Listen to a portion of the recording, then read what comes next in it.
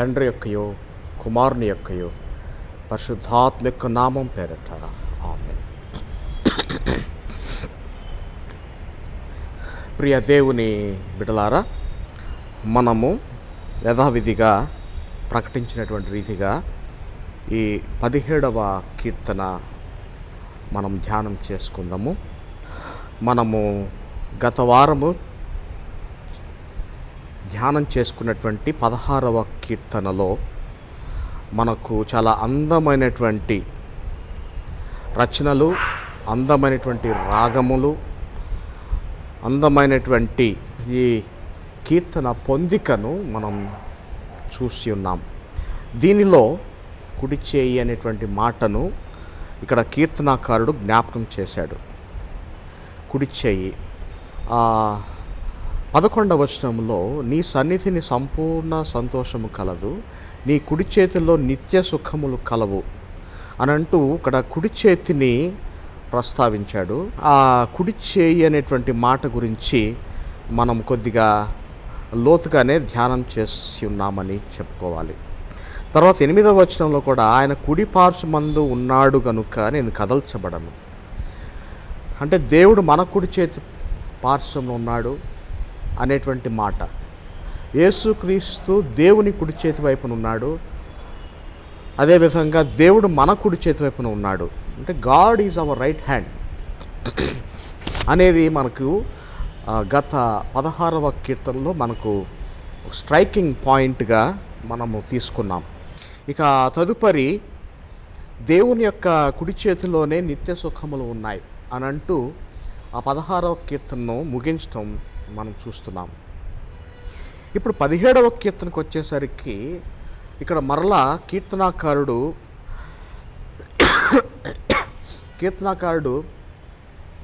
మరొక సందర్భాన్ని తీసుకుంటున్నాడు. కానీ ఆ సందర్భంలో ఉన్నటువంటి ఇరుకులు, ఇబ్బందులు, కష్టాలు, శోధనలు ఇవన్నీ కూడా గతంలో ఆయన ప్రస్తావించినవిగానే మనకు ఉన్నాయి. ఈ 17వ కీర్తన యొక్క ప్రత్యేకత ఏమిటంటే దేవుణ్ణి రకరకాల పదజాలంతో ఆయన కొనియాడుతూ ఉన్నాడు. బహుశా ఈ కీర్తనకు ఆ విధమైనటువంటి మనము గౌరవాన్ని మనము ఇవ్వవలసింది. ది టాటాలజీ అనే మనము ఇంగ్లీష్లో చెప్పుకుంటాం. The repetition of different words for a single expression. ఇది అంత సాధ్యమయ్యే పని కాదు, లేక ఒకవేళ సాధ్యమైనప్పటికీ ఇది కష్టతరమైనదని మనందరికీ తెలుసు. ఎందుకంటే మనలో ఎంతోమంది భాషా ప్రావీణ్యులు ఉన్నారు కనుక ఒకే భావాన్ని రకరకాల పదజాలంతో ప్రస్తావించడం, వివరించడం అనేది ఒక కళ. ఆ కళ ఈ కీర్తనలో మనకు కనిపిస్తుంది. కనుక ఈ కీర్తనకు మనం ఒక్కసారి నామకరణ చేయాల్సి వస్తే ఈ కీర్తనని ఏమంటారంటే it's a request for vindication. Vindication అంటే గతంలో మనం చెప్పుకున్నాం, క్లీన్ చిట్ ఇవ్వటం. అంటే ఈయన యందు ఏ పాపమును లేదు అని చెప్పబడటం. That is vindication. సో ఇక్కడ కీర్తనాకారుడైనటువంటి దావీదు దేవుణ్ణి ఒక కోరిక కోరుతూ ఉన్నాడు. ఆ కోరిక ఏంటంటే, ప్రభువా నాలో ఏ దోషము లేదని చెప్పి నీవు నన్ను చూసి, నా అంతరంగాన్ని చూసి నీవు ఒక ప్రకటన చేయి ప్రభువా అని ఇక్కడ కీర్తనాకారుడు ప్రార్థన చేస్తున్నాడు. So it's a request, it's a plea for vindication. అయితే ఈ కీర్తనలో మరొక ప్రత్యేకత ఏంటంటే దీని యొక్క సూపర్స్క్రిప్షన్ దావీదు ప్రార్థన అని మనం చూసాం. దావీదు ప్రార్థన ఈ మాట చాలా తక్కువ కీర్తనలో ఉన్నాయి. వాటిల్లో ముఖ్యమైనవి 86వ కీర్తన మరియు 142వ కీర్తన. ఇంకా కొన్ని కీర్తనలు ఉన్నాయి. ఇక్కడ ముఖ్యంగా దావీదు ప్రార్థన అనే మాట చూస్తాం. దావీదు కీర్తన కాదండి. దావీదు కీర్తనలు ఉన్నాయి కానీ ప్రార్థన అనేటువంటి మాట అతి తక్కువ కీర్తనలో ఉంటూ ఉన్నాయి. దీనికి కారణం ఏంటంటే, ఇక్కడ ప్రార్థన అనేటువంటి మాట హెబ్రీ భాషలో ఒక్కసారి మనము తీసుకుంటే కారా అనేటువంటి మాట వాడబడింది. కారా అంటే ఏంటంటే దుఃఖంతో అరవటం, దుఃఖంతో కేకలు వేయటం. దీన్ని ఇంగ్లీష్లో మనం గనక అనువాదం చేసుకుంటే it could be a kind of lament or lamentation. So in other words, this psalm is a lament of David, or it's a lamentation of David.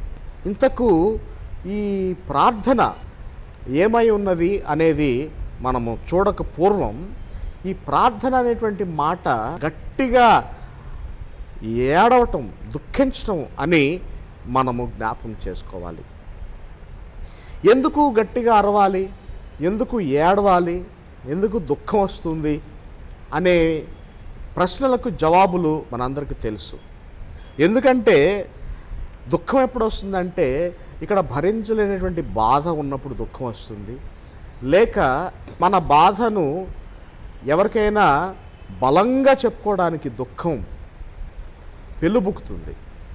తరువాత మనల్ని ఎవరైనా అనవసరంగా నిందించినప్పుడు, మనం మంచివారమై ఉండి, మనలో నీతి ఉండి, మనం యథార్థంగా ఉన్నప్పుడు కూడా ఎదుటివారు మనల్ని నిందించినప్పుడు దుఃఖం మనకు పెళ్ళుబుకుతుంది.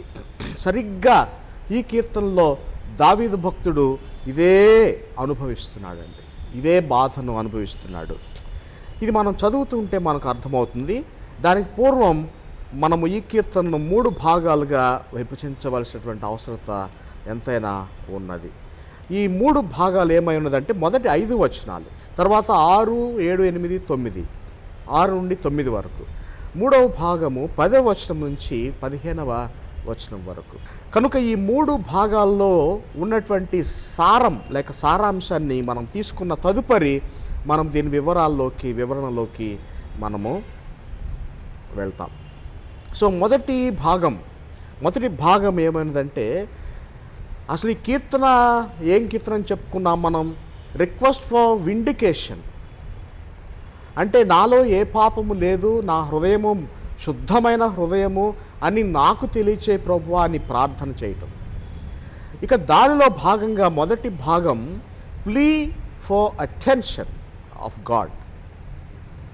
Plea for attention of God అంటే దేవుని యొక్క అటెన్షన్, దేవుని యొక్క ఏకాగ్రత కోరుతున్నాడు. అంటే దేవుణ్ణి పదే పిలుస్తున్నాడు, దేవుణ్ణి దుఃఖిస్తూ కేకలు వేస్తూ ఆహ్వానిస్తున్నాడు. ఇది ఒక ఆర్తనాదంతో కూడినటువంటి పిలుపు. అందుకే ఆ హీబ్రూ పదం కారా అనేటువంటి మాటకు ఎంత లోతైన ఉందండి. So psalmist now cries for God. He cries for God to prove himself before God. అంటే తనకు ఉన్నటువంటి శోధనలు, సమస్యలు, ఇరుకులు, ఇబ్బందుల్లో ఆయన దేవుణ్ణి పిలిచి దేవుణ్ణి ఏమని ప్రశ్నిస్తున్నాడంటే, ప్రభువా నేను నీతిమంతుడని నీవే తెలియచేయి, నీవే ప్రకటించు. విండికేట్ మీ ఓ God. And in other words, oh God, just let me know of my integrity. నా యథార్థతను నీవు తెలియచే ప్రభు అంటూ ఇక్కడ దేవుని యొక్క ఏకాగ్రత కోరుతున్నాడు. It's looking for God's attention. ఇది చాలా లోతైనటువంటి మాట. ఎందుకంటే దేవుని యొక్క ఏకాగ్రత కోరటం అనేది చాలా లోతైంది. ఎందుకంటే ఈ రోజుల్లో మనం అనేకుల యొక్క ఏకాగ్రత కోరుకుంటాం, అనేకుల దృష్టిని ఆకర్షించడానికి ప్రయత్నం చేస్తాం. మనల్ని ఎవరైనా పట్టించుకోకపోతే వారి దృష్టి కూడా ఆకర్షించుకోవడానికి ప్రయత్నాలు చేస్తాం. అంటే దృష్టిని ఆకర్షించడానికి ఎంత చేయాలో అంత చేస్తాం. ఆ విధంగా మానవులు ఈ లోకంలో జీవిస్తూ ఉన్నారు. We die for the identity and we live in identity crisis. Identity from human beings. అయితే ఇక్కడ కీర్తనాకారుడు దేవుని యొక్క గుర్తింపు కోరుకుంటున్నాడండి. Praise the lord. ఇది చాలా లోతైనటువంటి ఆధ్యాత్మిక విషయం.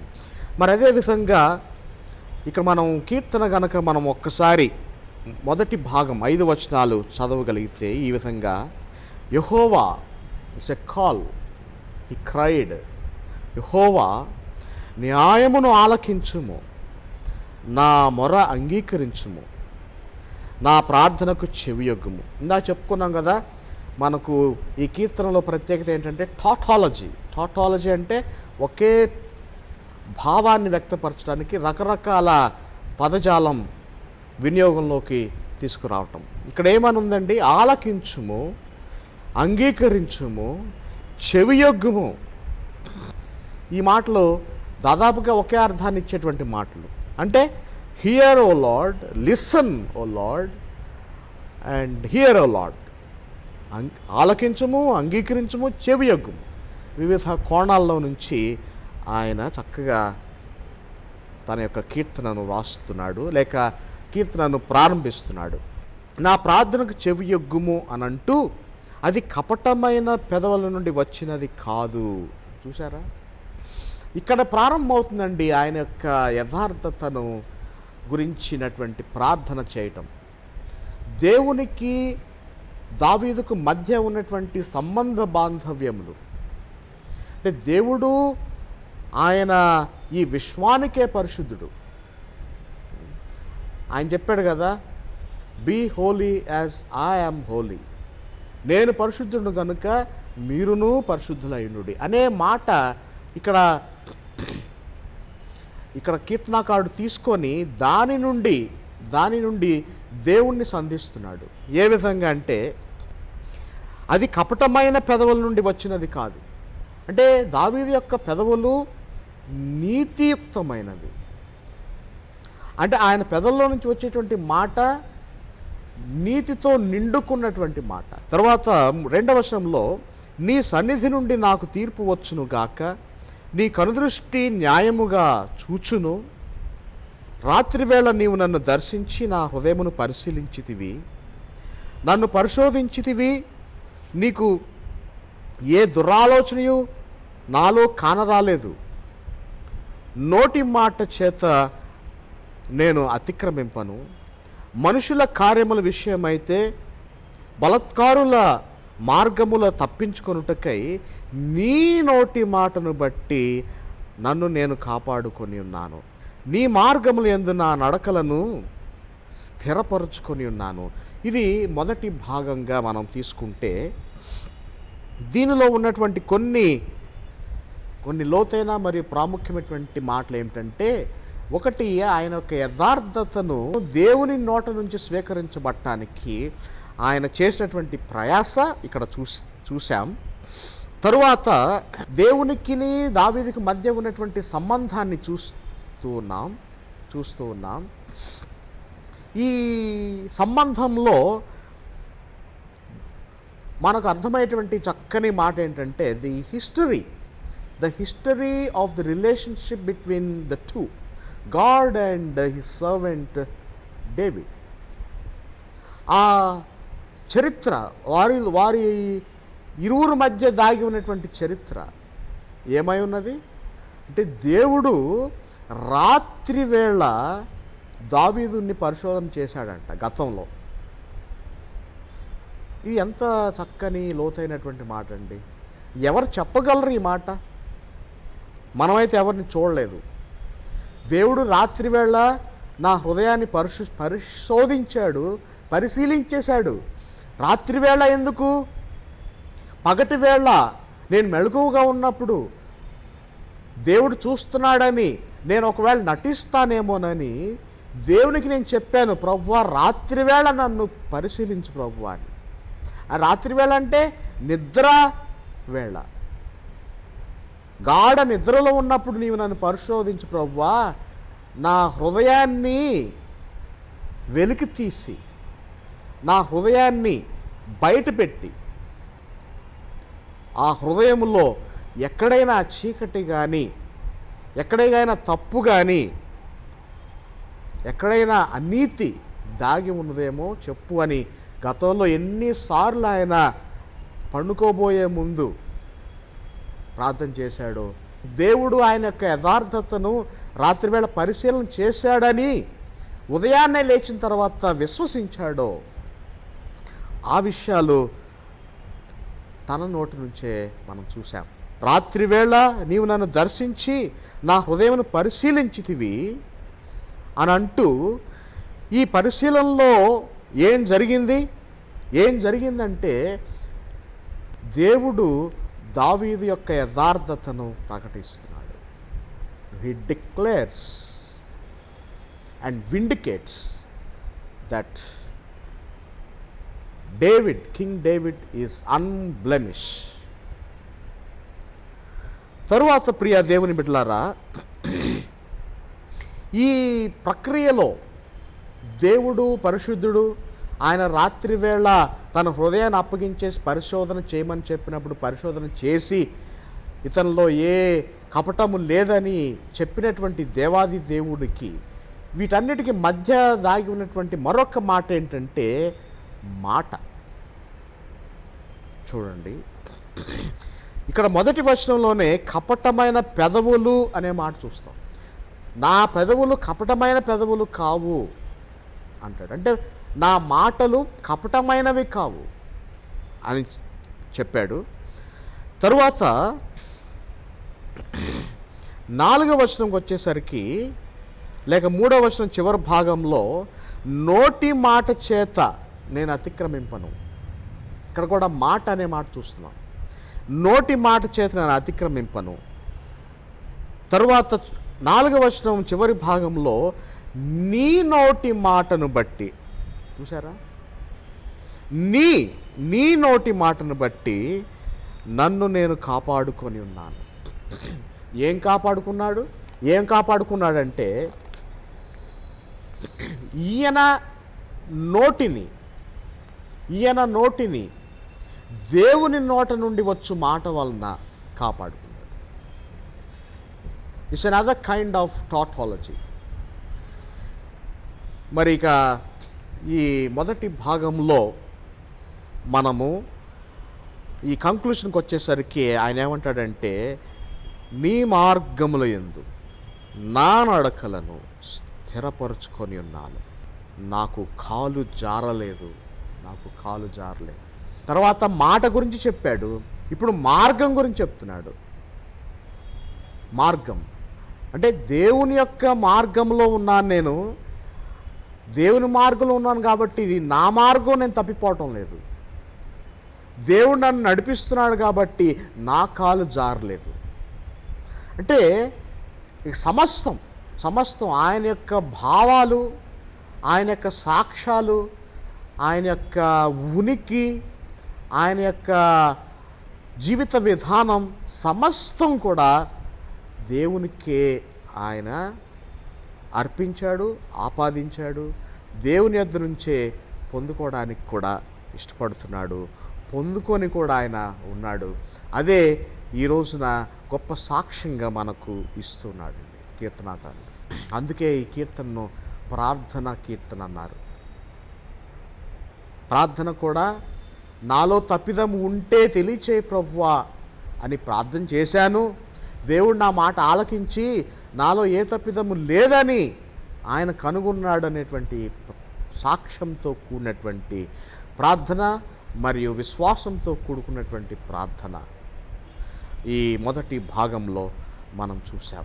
రెండవ భాగంలోకి వెళ్తే, నేను క్లుప్తంగా వెళ్తున్నాను. రెండవ భాగంలో 6 నుండి 9 వచనాలని మనము తీసుకున్నాం. ఈ భాగంలో మనము సబ్ టైటిల్ ఇవ్వవలసి వస్తే, it's a trust in God's love and God will defend the faithful. No, it is that faith to declare that God will suspend him in faithfulness. దేవుడు ఆయన విశ్వాసములో నిలబెట్టి విశ్వాసములో నడిపిస్తాడు అనేటువంటి విశ్వాసాన్ని ఈ రెండవ భాగములో ఆయన ప్రకటిస్తున్నాడు. తరువాత ఈ విశ్వాస మార్గంలో దేవుడు నిజమైనటువంటి విశ్వాసం కలిగినటువంటి ఈ దాసుని పక్షంగా నిలబడి, ఈ దాసుని పక్షంగా వ్యాజ్యమాడి, ఈ దాసుని పక్షంగా ఆయన గొప్ప కార్యాలు చేయడానికి సిద్ధంగా ఉన్నాడు. ఇది ఒక ఆధ్యాత్మిక పరమైనటువంటి లోతైనటువంటి విశ్వాస సహిత నిరీక్షణ. ఆ నిరీక్షణలో కూడా ఈయన గారు విజయం సాధించినట్టుగా మనం చూస్తాం.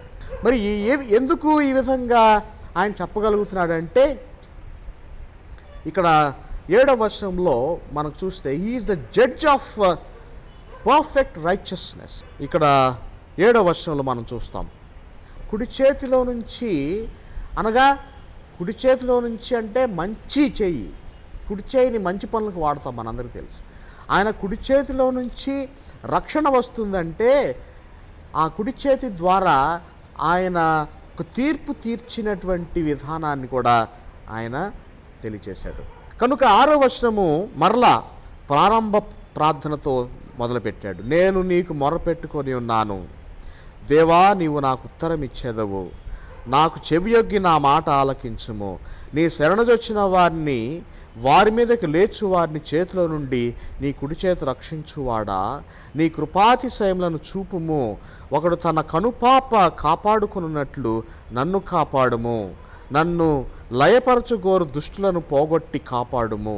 నన్ను చుట్టుకొని నా ప్రాణ శత్రువుల చేత చిక్కకుండను. నీ రెక్కల నీడ క్రింద నన్ను దాచుము.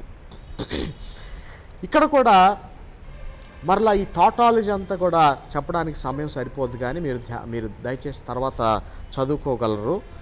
అయితే ఇక్కడ 2 విషయాలు ఈ భాగంలో నేను జ్ఞాపకం చేయాలని ఆశిస్తున్నాను. 2 విషయాలు ఏమై ఉన్నదంటే, ఒకటి 9వ వచనంలో, ఒకడు తన కనుపాపను కాపాడుకున్నట్లు నన్ను కాపాడుము. కనుపాప అనేదానికి ఇంగ్లీష్ బైబిల్లో యాపిల్ ఆఫ్ ది ఐ అన్నారు. కనుపాప అనే మాటకు ఎంత పరమార్థం దాగి ఉందో మనము ధ్యానం చేసుకోవాలండి. మరి మనందరి జీవితాల్లో మన దేహాన్ని రక్షించుకోవడానికి, మన దేహం మీద ఏదైనా వాలినప్పుడు, ఏదైనా ఇబ్బంది వచ్చినప్పుడు మన చేతులతో కాళ్ళతో మనం సరి చేసుకుంటాం, కాపాడుకుంటాం. అనగా చేతులతో కాళ్ళతో, అనగా రెక్కలతో మనం భద్రపరుచుకుంటాం. కానీ కనుపాపను భద్రపరచడానికి కనురెప్పలు ఉన్నాయండి. ఆ కనురెప్పలు కనుపాప పైని ఆనుకొని ఉంటాయండి. అంటే కనుపాపను కాపాడటానికి రెప్పలు ఎంత దగ్గరగా ఉన్నాయో ఆ విధంగా దేవుడు నన్ను కాపాడుతాడు అనేటువంటి విశ్వాసము ఒకటి ఆయనలో దాగి ఉంది. దాన్ని ఈ యొక్క అప్లికేషన్లో భాగంగా తీసుకొస్తూ ఏమంటున్నాడంటే, ఒకడు తన కనుపాపను కాపాడుకున్నట్లు నన్ను కాపాడము. ఎలా కాపాడుకుంటారు కనుపాపని చేయి పెట్టి కాపాడలేం, కనుపాపని కాలితో కాపాడం, కనుపాపని దేనితో కాపాడుతామంటే కనురెప్పతో కాపాడతాం. ఒకరు ఒక కనుపాపను కాపాడేటువంటి విధంగా దేవుడు నన్ను కాపాడాలి అని ఇక్కడ తెలియచేస్తున్నాడు. మరి ఈ విధమైనటువంటి ప్రార్థన లేక దుఃఖం, ప్రార్థన అనే మాటకు పర్యాయ పదం హీబ్రూలో దుఃఖం అండి. ఈ ప్రార్థన లేక దుఃఖం ఎందుకు చేస్తున్నాడు అనేది కూడా మనకు ఇక్కడ మనం ధ్యానం చేయవలసిందే. ఎందుకంటే ఇక్కడ 9వ వచనంలో దీని యొక్క కాంటెక్స్ట్ మనకు కనబడుతుంది. 2వ భాగంలోనే, నన్ను లయపరచగోరు దుష్టులను పోగొట్టి కాపాడుము. నన్ను చుట్టుకొను నా ప్రాణ శత్రువుల చేత చిక్కకుండాను నీ రెక్కల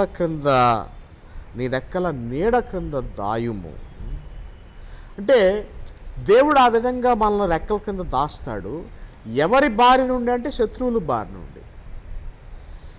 మరి దావీదు రాజుగా ఉన్నప్పుడు,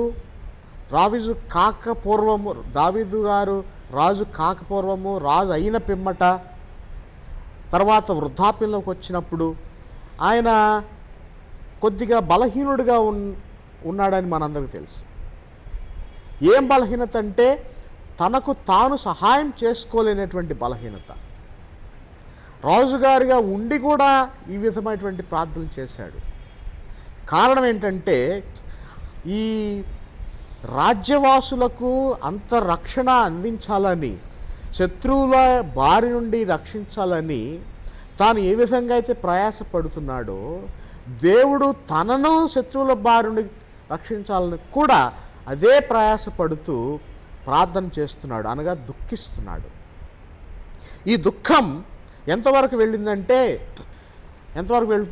దేవుని యొక్క ఆశ్రయం కోరుతూ, దేవుని యొక్క నీడను కోరుతూ, దేవుని యొక్క రెక్కను కోరుతున్నాడు. మరి ధర్మశాస్త్రంలో మనం గమనిస్తే మోషే గ్రంథకర్త తన యొక్క ఈ చట్టం సిద్ధపరిచేటువంటి దినాల్లో ఆయన కూడా ఇదే మెటఫర్ వాడినట్టుగా మనకు తెలుసు మనకు. ఏంటి ఆ మెటఫర్, ఈ అలంకార ప్రాయం అంటే, నీ రెక్కల నీడ క్రింద నన్ను దాయుము. అంటే దేవుడు మనలను ఆయన రెక్కల క్రింద భద్రపరుస్తాడని చెప్తూ, మరి కోడి ఏ విధంగా అయితే తన పిల్లలను తన రెక్కలతో సంరక్షిస్తుందో ఆ విధంగా దేవుడు కూడా మనలను ఆయన రెక్కల క్రింద మనలను సంరక్షిస్తాడనేటువంటి విషయాన్ని ఇక్కడ చూస్తాం. ఇక్కడ రెండు భాగాలను మనం రెండు ప్రాముఖ్యమైనటువంటి విషయాలు ఒకటి చెప్పుకున్నాం మనం. ఒకటి కనుపాప అనేటువంటి అలంకార ప్రాయం, రెండవది రెక్కలు లేక రెక్కల నీడ అనేటువంటి అలంకారం. 2 మెటఫర్స్.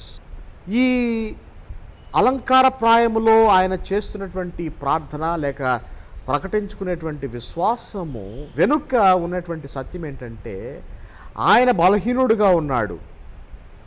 కనుపాప ఏ విధంగా లోపల బలహీనంగా ఉంటుందో, కోడి పిల్లలు ఏ విధంగా బలహీనంగా ఉంటాయో, రాజ్యవాసులు శత్రువులు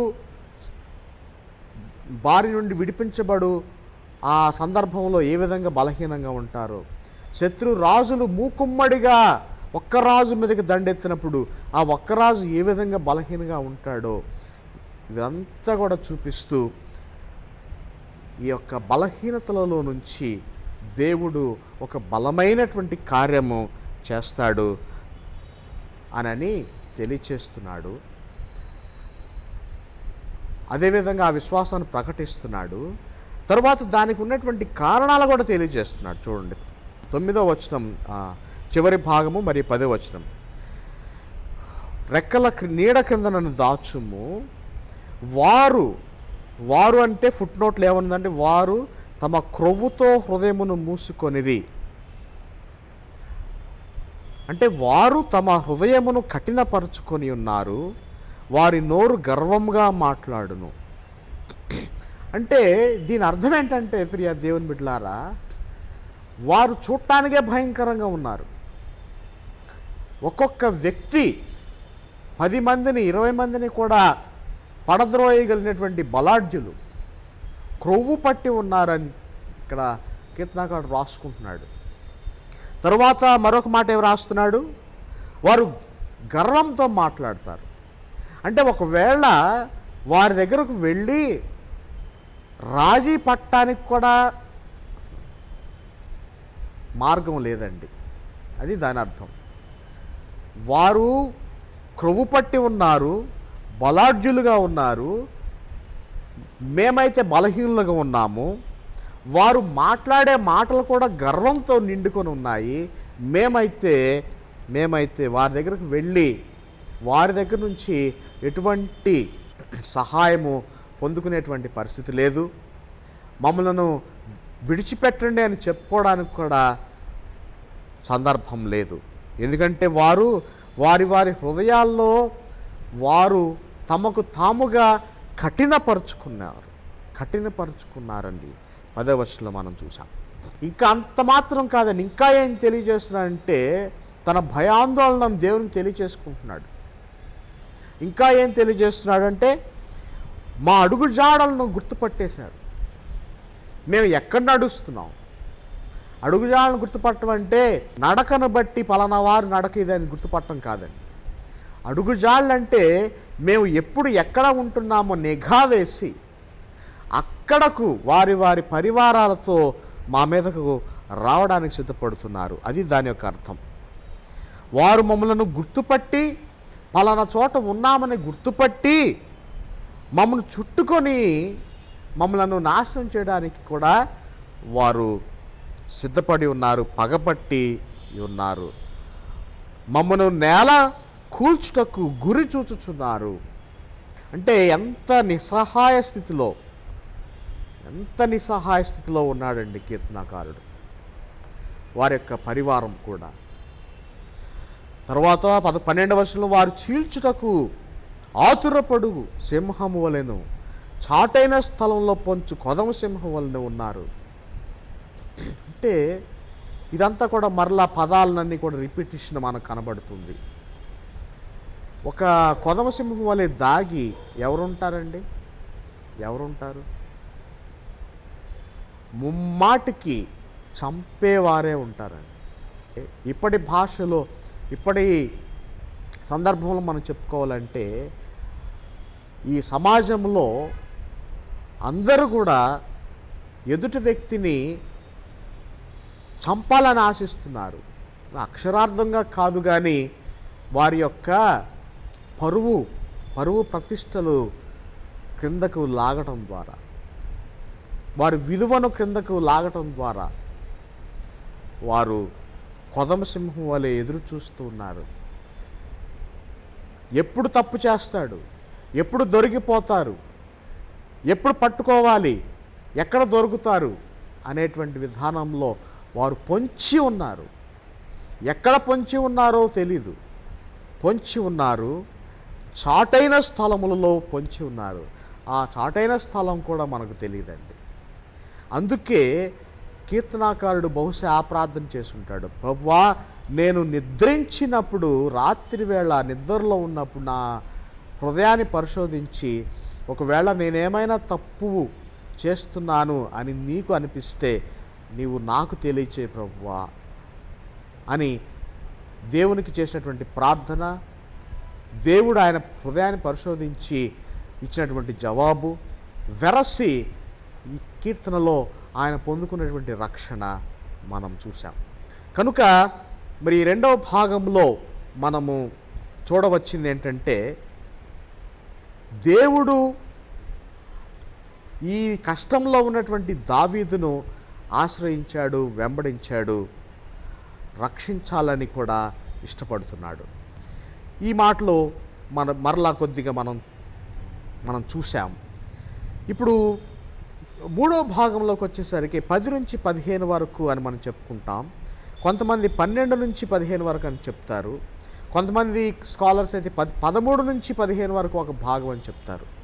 ఏదేమైనప్పటికీ ఈ మూడవ భాగంలో మనం చూసేటువంటి సంగతి ఏంటంటే it's a call for action.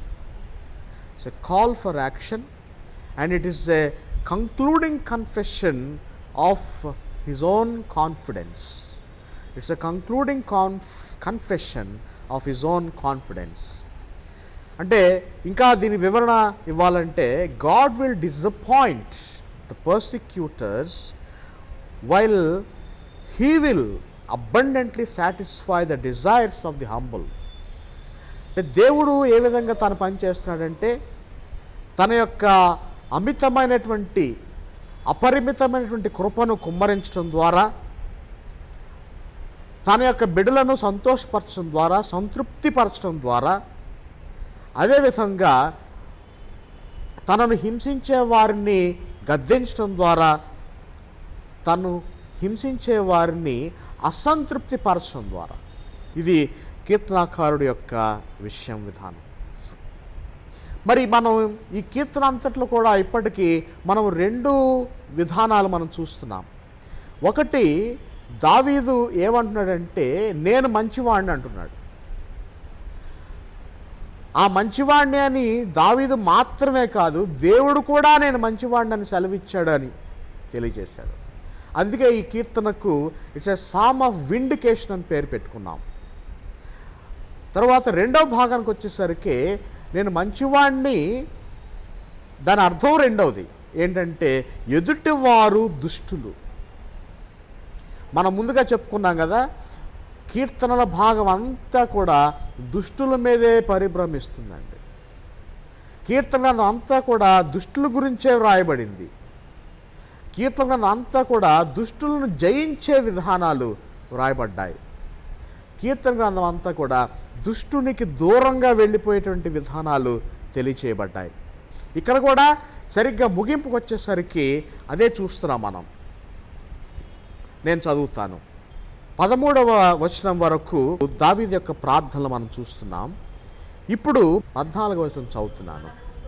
లోకుల చేతిలో నుండి ఈ జీవిత కాలములోనే తమ పాలు పొందిన ఈ లోకుల చేతిలో నుండి నీ హస్తబలము చేత నన్ను రక్షింపుము. నీవు నీ దానములతో వారి కడుపు నింపుచున్నావు.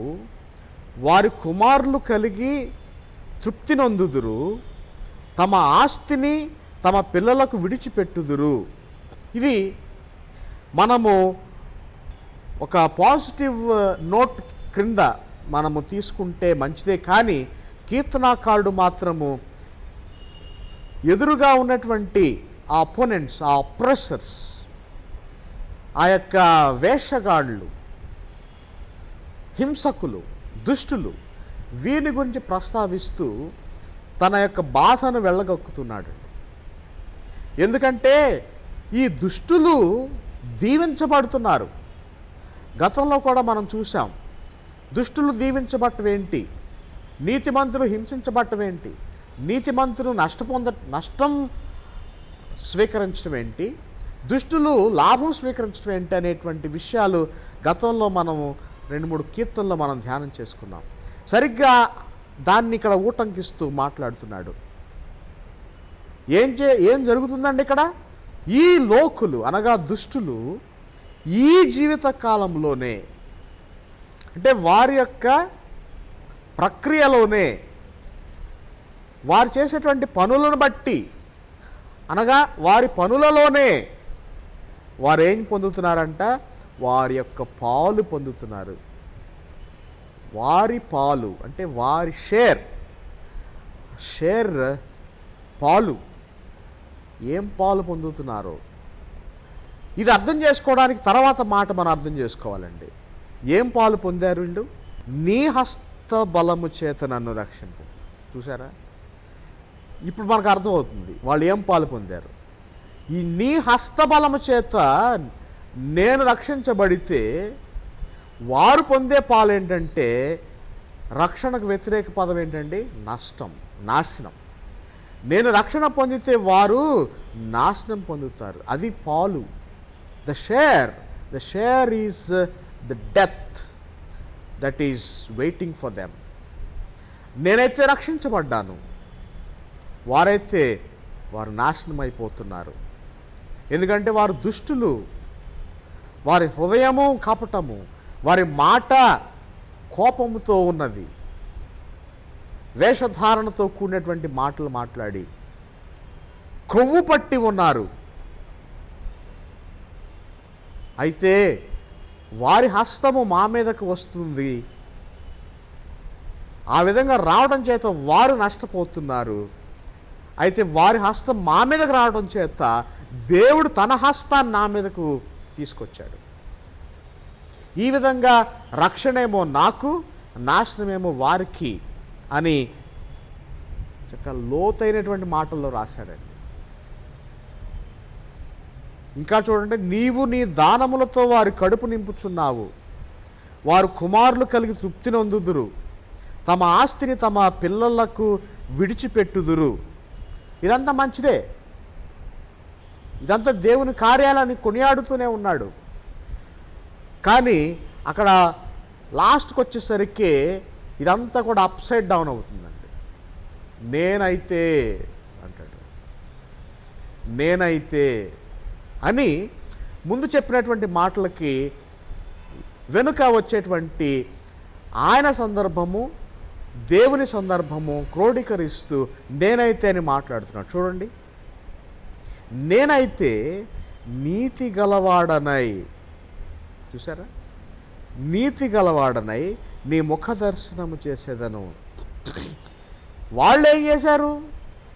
వాళ్ళు తింటున్నారు, త్రాగుతున్నారు, వివాహం చేసుకుంటున్నారు, పిల్లలకి అంటున్నారు, వాళ్ళ ఆస్తులను పిల్లలకు అందిస్తున్నారు, పొగర పట్టి ఉన్నారు, కొవ్వు పట్టి ఉన్నారు, ఇష్టానుసారముగా కోపంగా మాట్లాడుతున్నారు, ఎప్పుడు ఒకరి మీద చేయి మోపుతున్నారు, ఎప్పుడు కూడా ఒకరిని కాడి కిందకు తీసుకుందామని చూస్తూ ఉన్నారు. కానీ నేనైతే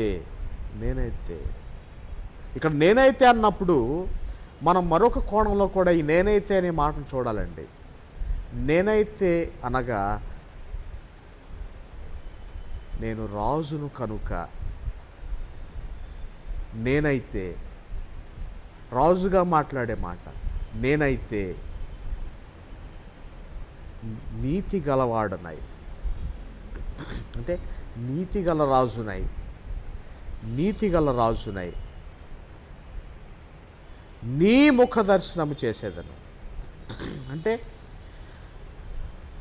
రాత్రివేళ ప్రభువా నీవు నా హృదయాన్ని పరిశోధిస్తున్నావు, పరిశోధన చేశావు, నాకు ఒక క్లీన్ చిట్ ప్రసాదించావు, నేను నీతిమంతునాన్ని ప్రకటించావు, దానితో ఆ సాక్ష్యముతోనే నేను ఉదయాన్నే లేచి నీ ముఖ దర్శనము చేసుకుంటాను.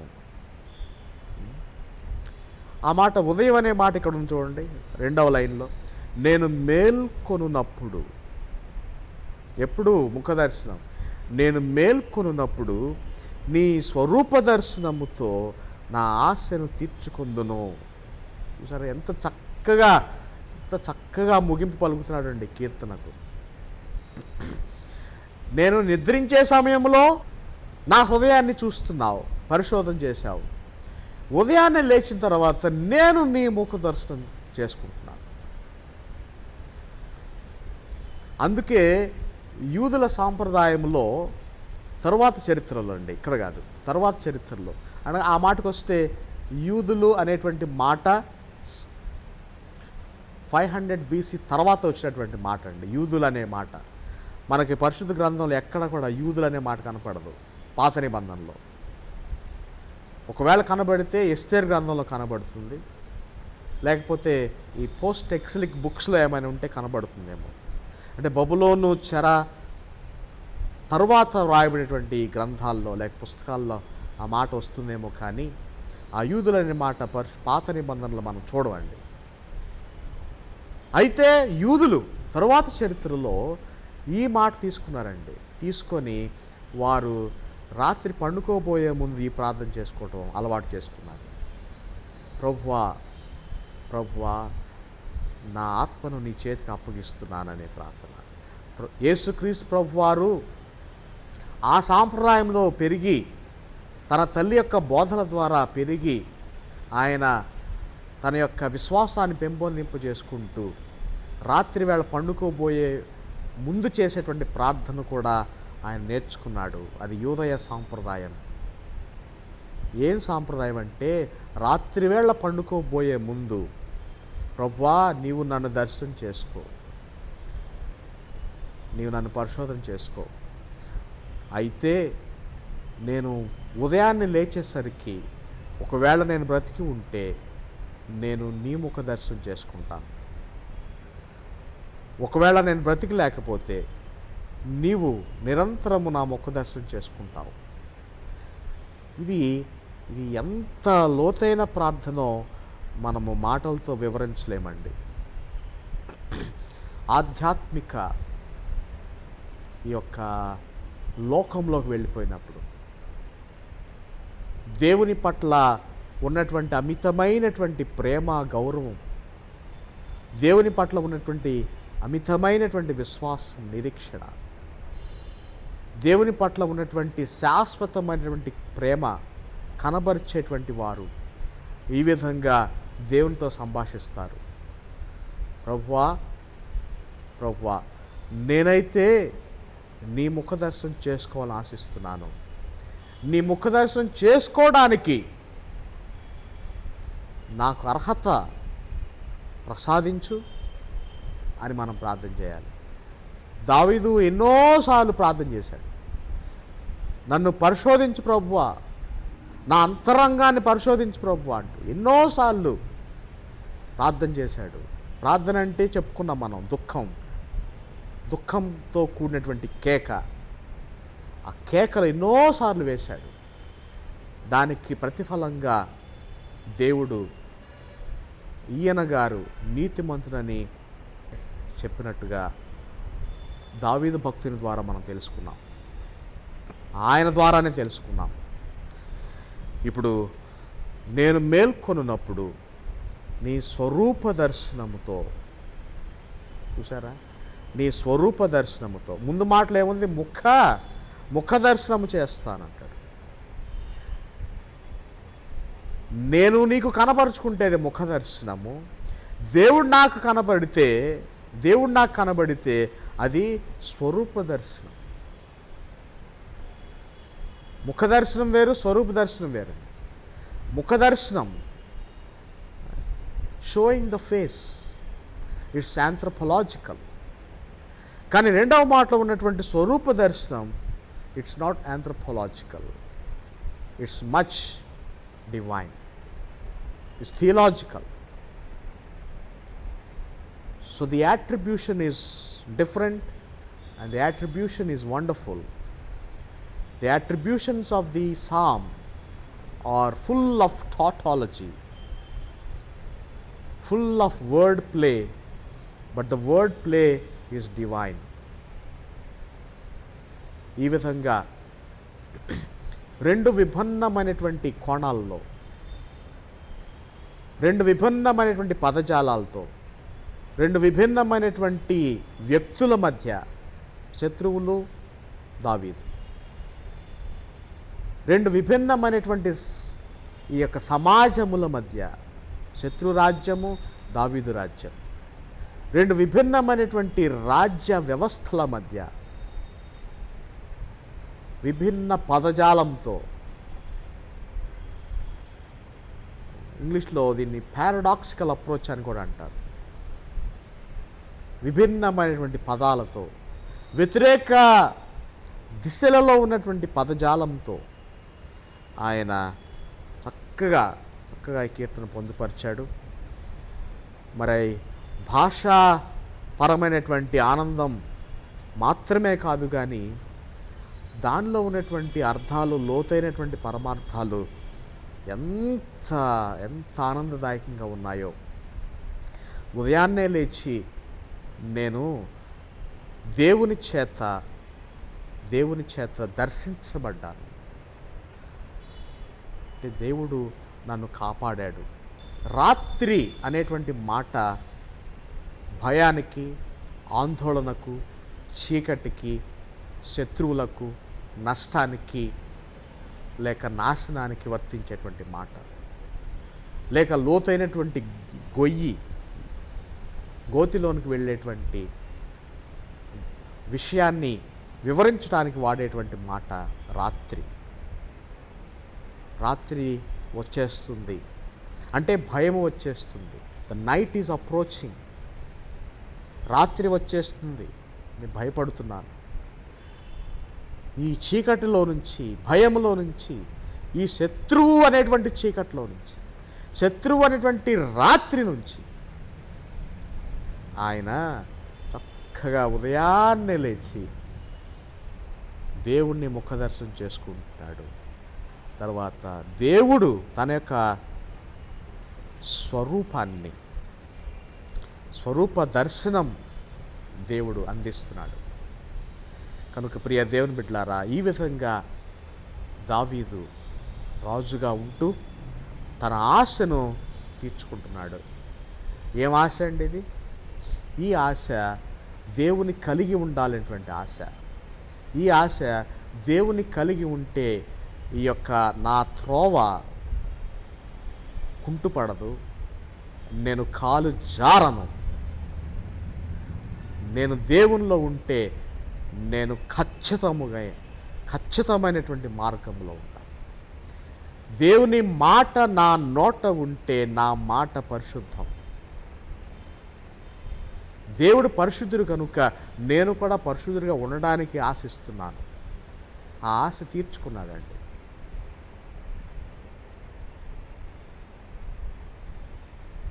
దావీదుకు జోహార్లు.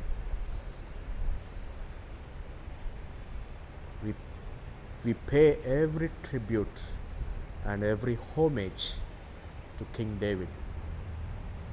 అందుకే తరువాత చరిత్రలో యేసుక్రీస్తు రాజ్యానికి దావీదు రాజ్యం అని పేరు వచ్చింది. కారణం ఏంటి?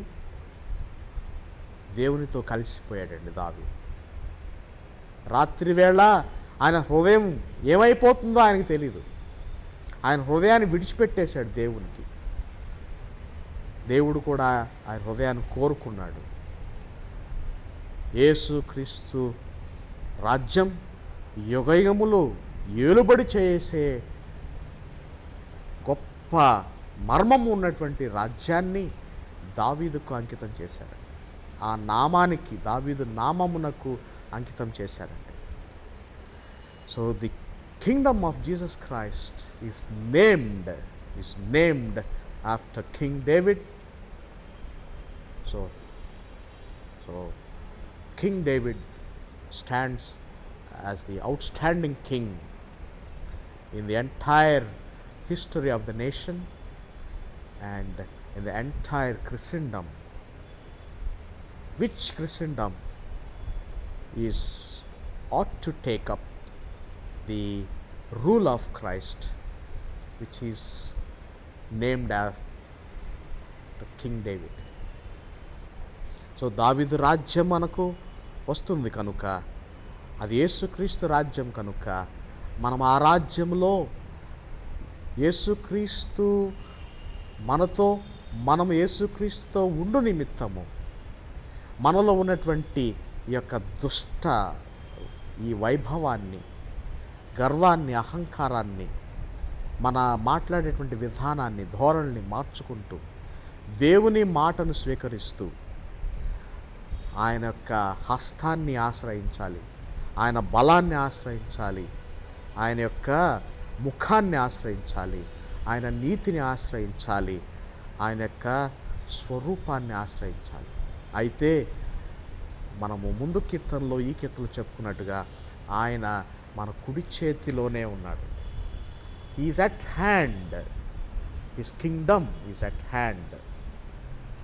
అయితే ఆ యొక్క తప్పిదము, ఆ యొక్క తొందరపాటు, ఆ కాలు జారేటువంటి విధానం, నోరు జారేటువంటి విధానం, ఇవన్నీ కూడా యేసుక్రీస్తును మనం ప్రక్కన పెట్టుకొని కూడా మనము చేస్తున్నామంటే యేసుక్రీస్తు ప్రభువారు దుఃఖిస్తున్నారు. తన యొక్క స్వరూప దర్శనాన్ని మనకు ఇవ్వడానికి మనకు అర్హత కోసం చూస్తున్నాడు. కనుక మనం దావీదు వలె ఈ ప్రార్థన అవలంబించాలని, ఈ దుఃఖంతో కూడినటువంటి, ఆర్తనాదంతో కూడినటువంటి ప్రార్థనను అవలంబించాలని మనకు తెలియచేస్తున్నాడు. దేవుడు మనకు జ్ఞాపకం చేస్తున్నాడు.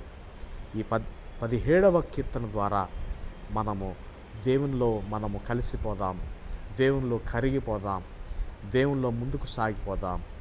ఫలితంగా మనకు దేవుని యొక్క రక్షణ మనకు ప్రాప్తిస్తుంది. ఈ రక్షణ దుష్టుల రక్షణ వలె కాదు. దుష్టులు కూడా రక్షించబడుతున్నారు.